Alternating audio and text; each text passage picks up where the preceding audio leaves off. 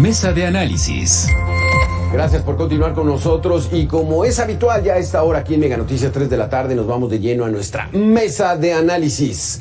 Le doy la bienvenida al doctor Julio Jiménez, vicepresidente del Colegio Nacional de Abogados. ¿Qué tal, Julio? ¿Cómo estás? Gusto en saludarte. Un placer saludarte como siempre, Alberto. Muchas gracias por la oportunidad. Un saludo a tu importante auditorio. Muchísimas gracias y también nos acompaña Juan Salgado, investigador senior del World Justice Project. ¿Qué tal, Juan? ¿Cómo estás? Gusto en saludarte. Muy buenas tardes, saludos y saludos a la audiencia. Vamos a empezar contigo, Julio, si me permites. Estamos analizando las Fuerzas Armadas y las nuevas labores que están realizando ya a partir de esta administración, que siempre han participado en otras cosas que no sea el salvaguardar la seguridad nacional, pero ahorita de plano están en otras actividades. Además de lo que tienen que hacer constitucionalmente, ¿qué es lo que están haciendo, Julio, las Fuerzas Armadas? Alberto, desafortunadamente este gobierno de la nación ha desviado, manipulado las facultades y atribuciones y las funciones constitucionales de las Fuerzas Armadas y militares, sacándolas de los cuarteles e involucrándolas en actividades de seguridad pública, involucrándolas en actividades que, pues obviamente la formación castrense, la disciplina, los valores con los que forman a nuestros militares y a nuestros marinos, miembros de la Fuerza Aérea, no están preparados para hacer labores de investigación ni de carácter policíaco. Ellos están para, como bien referías acertadamente, para salvaguardar la seguridad nacional de nuestro país, para salvaguardar las instalaciones federales. El problema es que este gobierno ha tenido la pésima decisión de involucrarlos en instituciones como la Guardia Nacional, en donde, violentando precisamente todo acuerdo de carácter legal, ha involucrado a mandos, incluso militares, a ex militares ya en situación de retiro, los ha involucrado en esta actividad de la Guardia Nacional y ha generado un problema porque, evidentemente, reitero, nuestros miembros de las Fuerzas Armadas y militares, su formación no está directamente encaminada al respeto a los derechos humanos. Y ha habido, capítulos muy oscuros en donde, lamentablemente, los militares se han visto involucrados en sendos escenarios de violación artera a los derechos humanos y, obviamente, abusos de autoridad. Y en algunos casos se les señala, se les imputa algunas desapariciones, incluso algunas ejecuciones. El tema es que tenemos hoy un ejército vulnerable, un ejército débil, un ejército desprestigiado, que lo han puesto en labores incluso hasta de construcción. Hoy los militares les han encomendado la seguridad de los puertos, de las aduanas, la construcción de obras faraónicas. Y permíteme decirte, Alberto, amable auditorio, nuestras Fuerzas Armadas y militares no están constitucionalmente creadas para realizar ese tipo de actividades. Y hoy, con profunda vergüenza y tristeza, vemos cómo nuestro ejército mexicano vive un sentimiento de impotencia, un sentimiento de frustración, de inconformidad con respecto a las decisiones, a las ocurrencias o a los caprichos del titular del Ejecutivo Federal, que, por cierto, constitucionalmente es el jefe supremo de las Fuerzas Armadas y Militares. Y ellos, atendiendo a este principio de lealtad institucional, han respetado y han atendido y han cumplido cabalmente con estas obligaciones. No olvidemos que nuestras Fuerzas Armadas, incluso en labores de rescate, en labores de salvamento, en casos de desastre, implementando el plan DN3, son los primeros que salen a brindar el apoyo a los mexicanos, incluso en el extranjero. Desafortunadamente aquí el gobierno mexicano los ha enfrentado con la propia sociedad, los ha enfrentado con la ciudadanía y desafortunadamente los ha dejado en total estado de indefensión frente a la delincuencia. Hemos podido dar cuenta cómo algunos grupos de la delincuencia organizada los ha sacado literalmente a patadas o los ha humillado públicamente, los ha sometido ya que ellos no pueden actuar, los han limitado en su actuación porque evidentemente al día de hoy no se ha aprobado una ley en materia de seguridad nacional, en materia de Guardia Nacional. Exacto, Julio. Alberto. Exactamente, Juan. Aquí es, mientras más actividades realicen de las que tienen obligación, están más en riesgo. ¿Esto afecta al país, Juan Salgado?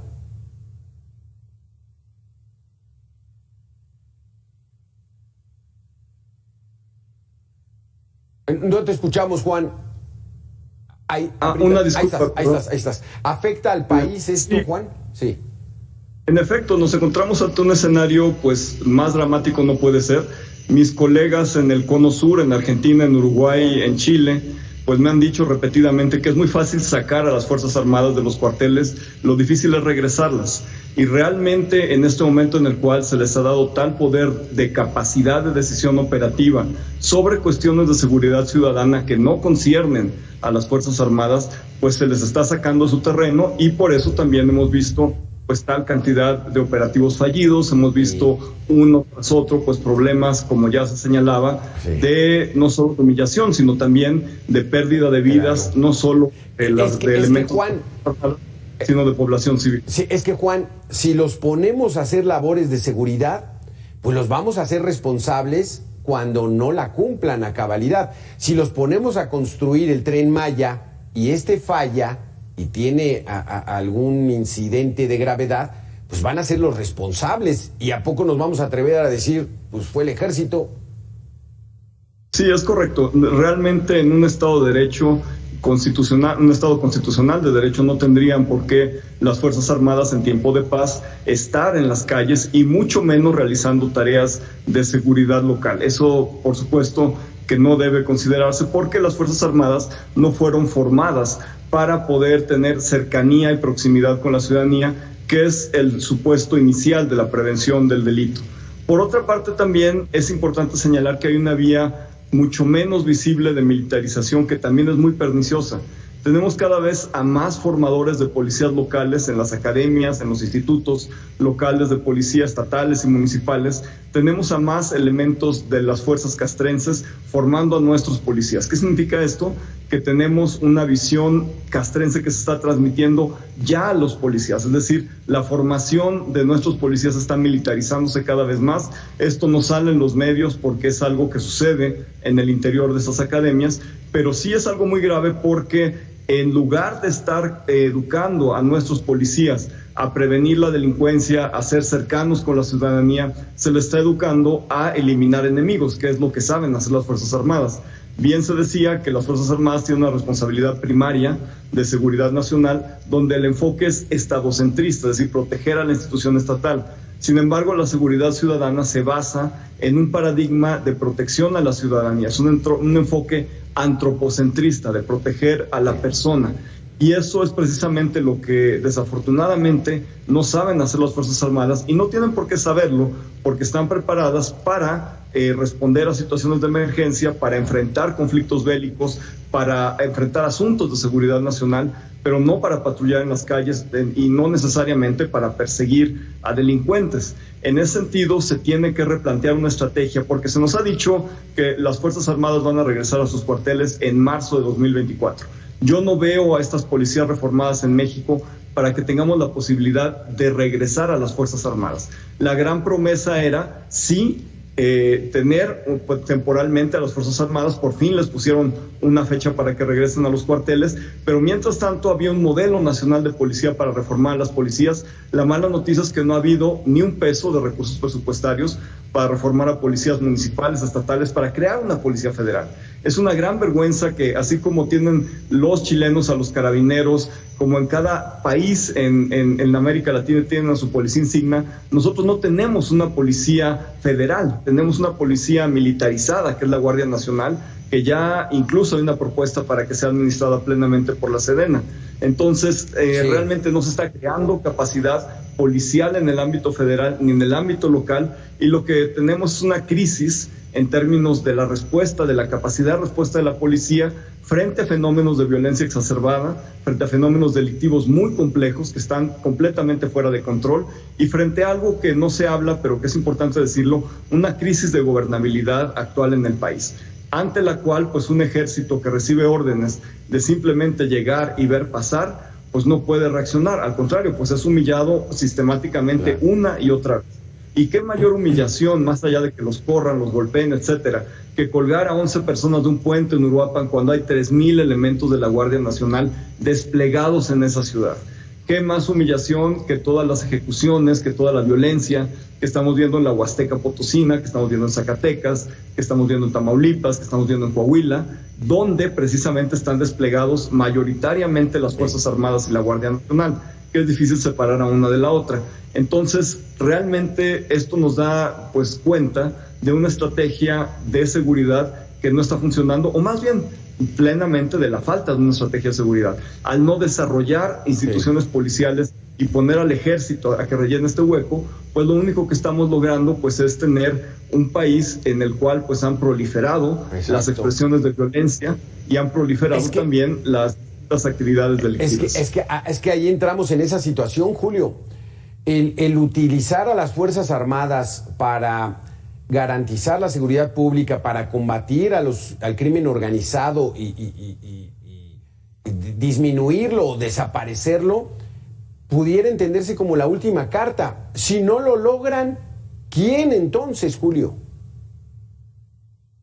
Preocupante escenario que vive el país en este contexto en donde la violencia, la corrupción, la impunidad, en donde los besos y los abrazos, en donde acusarlos con la abuelita, en donde este gobierno abraza, saluda de mano a la mamá de un capo del narcotráfico, en donde mexicanos podemos dar cuenta que los secuestros, desapariciones forzadas, padres de familia con hijos desaparecidos, esto es un tema en donde, como bien refiere Juan, pues no hay una estrategia clara, no hay un plan serio, no hay el diseño de un programa que genere una prevención seria del delito, un programa que verdaderamente capacite a nuestras fuerzas pues de carácter policíaco, a nuestras instituciones civiles de seguridad ciudadana, de seguridad pública, de prevención del delito.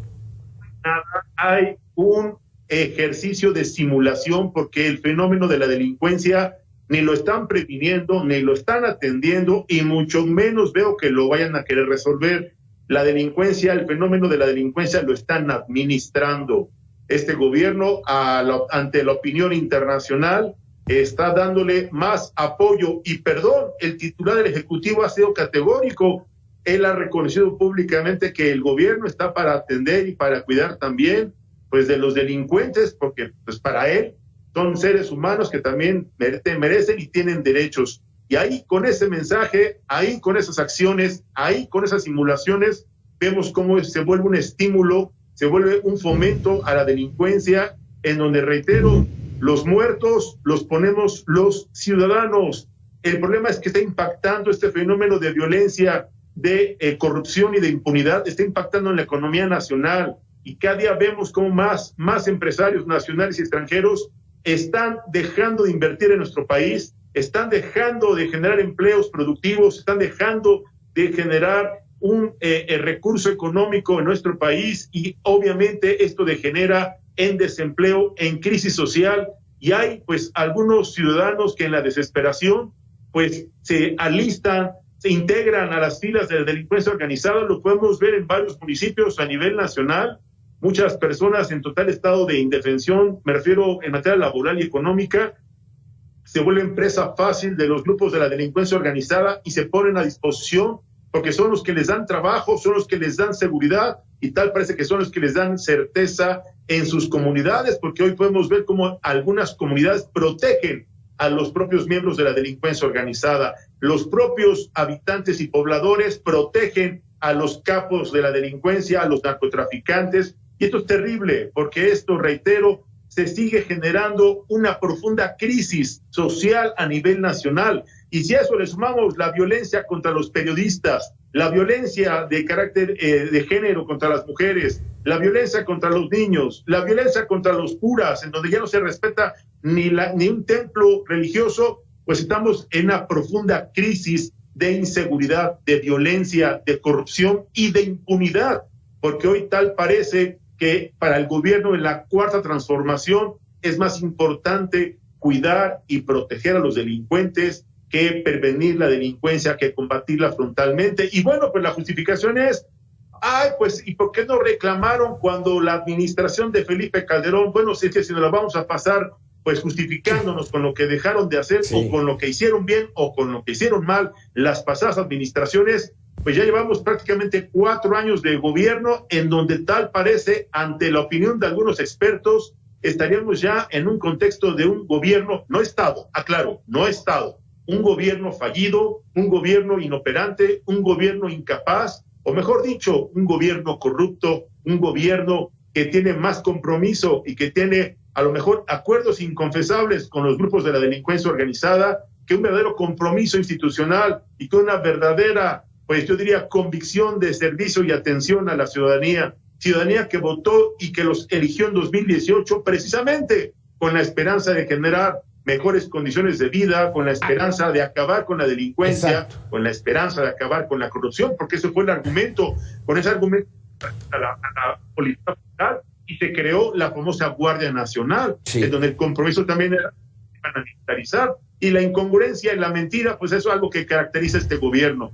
Ahí está la militarización de la Guardia Nacional, también ahí están los pésimos resultados en materia de seguridad pública y seguridad nacional. Y esto sí es alarmante porque cada día vemos cómo las cifras se multiplican y ya han rebasado de manera histórica e inédita, haciendo un ejercicio comparativo con otros gobiernos, pues ya prácticamente vamos a establecer un récord Guinness, porque en este gobierno, reitero, están más preocupados por el próximo cargo de elección popular o por las corcholatas, quiénes serán los elegidos, sí, del señor presidente para buscar el cargo de presidente del próximo gobierno. Aquí, mientras tanto, los mexicanos estamos sufriendo las consecuencias de su indiferencia y su falta de convicción institucional. Sí, aquí déjame preguntarle a Juan Salgado.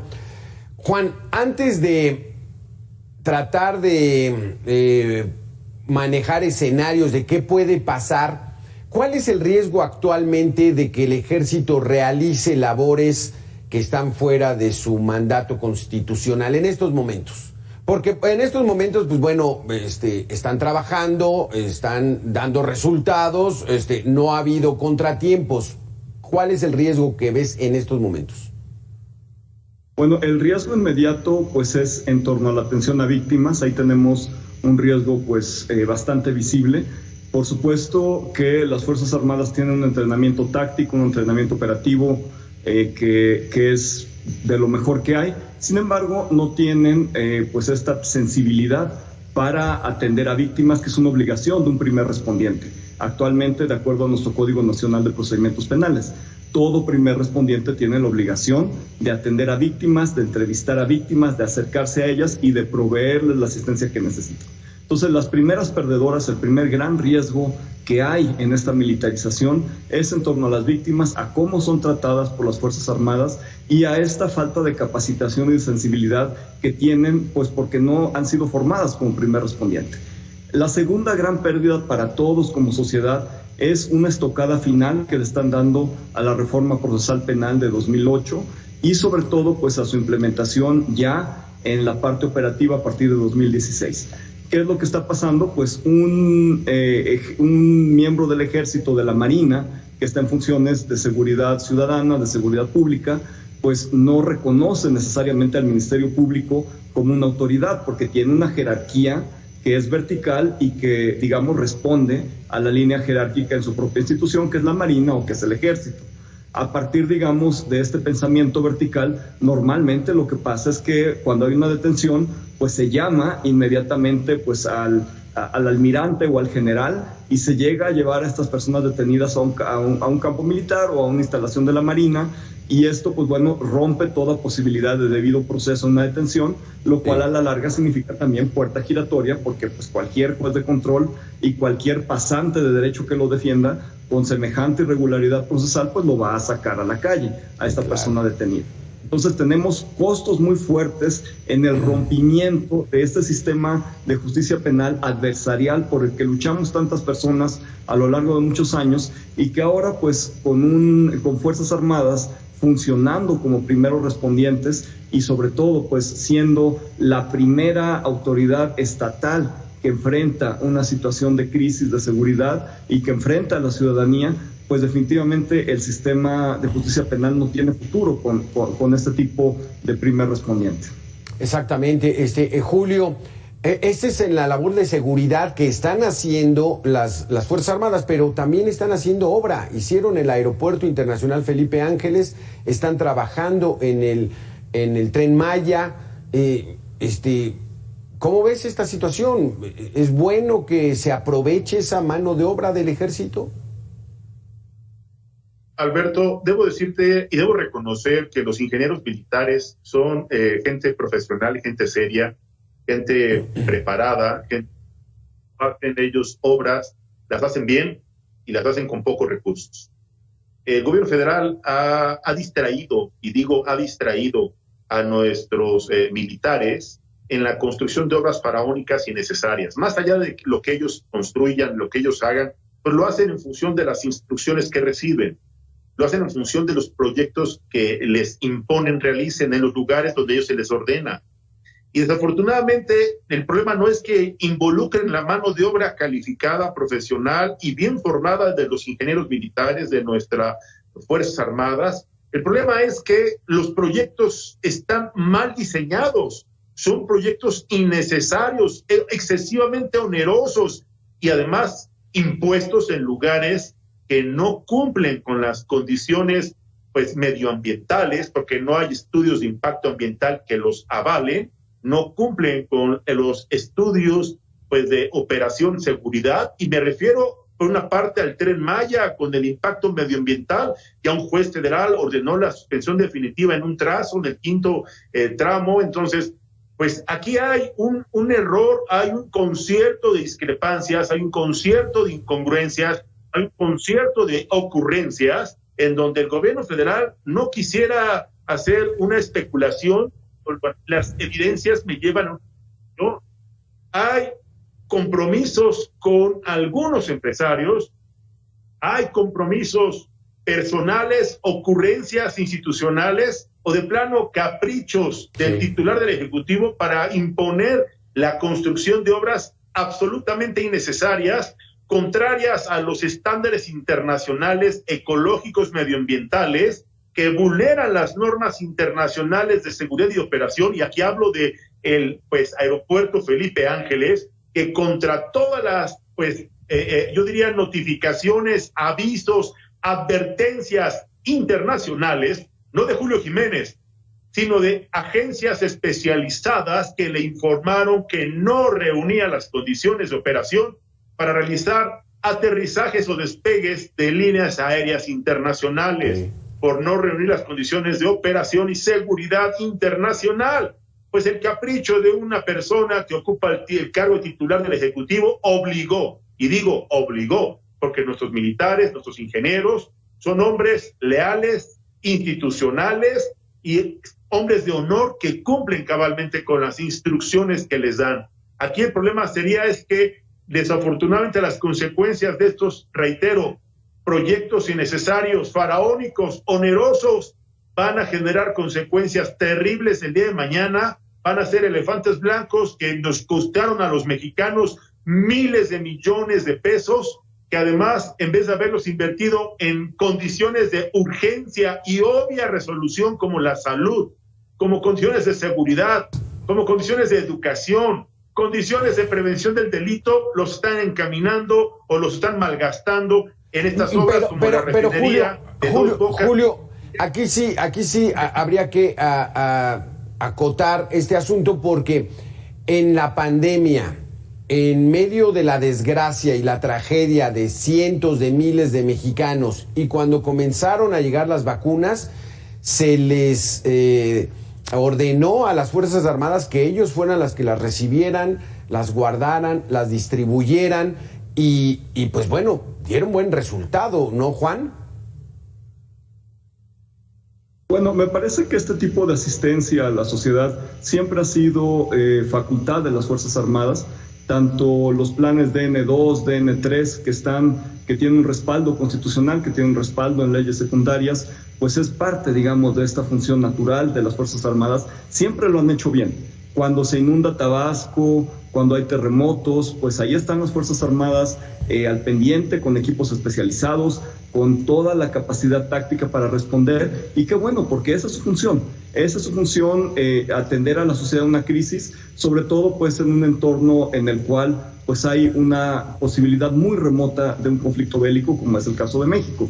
Entonces las Fuerzas Armadas deben, y es parte de su responsabilidad hacerlo. Sin duda, yo la verdad es que no tengo información de que lo hayan hecho mal. No puedo más que asumir que dada pues el porcentaje de mexicanas y mexicanos que estamos ya vacunados plenamente y vamos, creo que lo han hecho bien. Pero esa parte, digamos, no exime de responsabilidad, por supuesto, no a las Fuerzas Armadas, sino a quien las decisiones desde el gobierno federal de que se involucren en tantos temas al mismo tiempo. Es que el riesgo, como nos lo decías, Juan, el riesgo no es sacarlos de los cuarteles, sino cómo regresarlos, porque pues a lo mejor se vuelvan a habituar a hacer labores que no les corresponde, ¿verdad, Julio? Claro, totalmente de acuerdo. El problema es que el gobierno ha confundido las facultades constitucionales y los ha sacado a realizar acciones que no tienen nada que ver ni con su formación castrense, ni con sus ideales, ni con sus obligaciones constitucionales. Y el problema, como bien refiere y afirma Juan Salgado, y estoy de acuerdo con él, el fácil es sacarlos, el problema va a ser regresarlos. Y regresarlos en un contexto en donde la desconfianza, en donde el desprestigio institucional, en donde la percepción social es terrible, porque hoy hay grupos que señalan, hay colectivos que imputan directamente a algunos armadas o incluso militares por algunos hechos de desaparición, el caso de Ayotzinapa, y bueno, así tenemos Tlatlaya y así tenemos muchos lamentables capítulos de la historia de este país. Aquí lo que yo veo, Julio, es el riesgo de que los pongamos como es que recuerdo yo cuando se integró las fuerzas de la Secretaría de Seguridad, la Policía Federal se corrompió por las bandas del crimen organizado. Después cambiaron la estrategia y se corrompió. Cuando se corrompan, estén, digamos, en riesgo, ¿no?, latente de caer en esa presa, ahí es donde está muy difícil. Muchísimas gracias, Juan Salgado, muchísimas gracias, Julio Jiménez, por haber estado con nosotros. Gracias, muy buena tarde. Buenas tardes. Gracias, Alberto. Muy amable. Buenas tardes. Vamos, escuchemos a Enrique Yamune.